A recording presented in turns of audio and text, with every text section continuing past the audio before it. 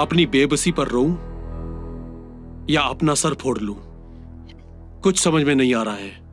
रोने धोने का कोई फायदा नहीं है। अगर रोने धोने से कुछ हो सकता तो अब तक हो जाता। हम रोने और अफसोस करने के सिवाय और कुछ कर ही क्या रहे हैं।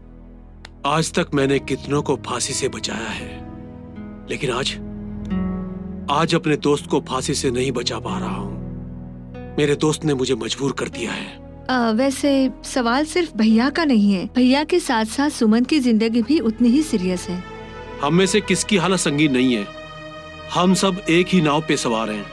कितने अरमान थे कि अपनी बहन की शादी करने के बाद अपनी शादी करूंगा, लेकिन वारी किस्मत अपने इन हाथों से अपनी बहन की जिंदगी खराब कर दी।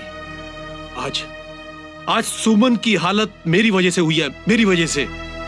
अब ये सब सोचने का कोई फायदा नहीं। हमें ये सोचना है कि हम भैया को कैसे बचाएं। शशि, जब तक आलोक कोऑपरेट नहीं करेगा हम कुछ नहीं कर सकते।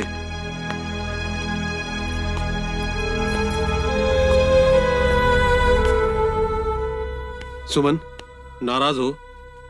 मेरी किस्मत ही नाराज है मुझसे। सुमन, मैं क्या करूं? मैं तो उस योद्धा की तरह हूं जो मैदान जंग में लड़ाई तो लड़ रहा है, लेकिन उसके पास हथियार नहीं है। अगर आलोक मुझे कोऑपरेट करे तो सुमन, मैं तुमसे वादा करता हूं अगले ही दिन आलोक को तुम्हारे सामने खड़ा कर दूंगा। मैं उन्हें फोर्स करूं? सुमन, तुम्हारा अधिकार है, अपने अधिकार की मांग करो। भैया, मैं उनकी पत्नी हूँ, कोई बिजनेस पार्टनर नहीं हूँ कि मैं उन्हें फोर्स करूँ। मैं उनके लिए कुछ भी कर सकती हूँ, लेकिन मैं उन्हें फोर्स नहीं करूंगी। सुमन, तुम समझ नहीं रही हो। आलोक हमसे कुछ छिपा रहा है।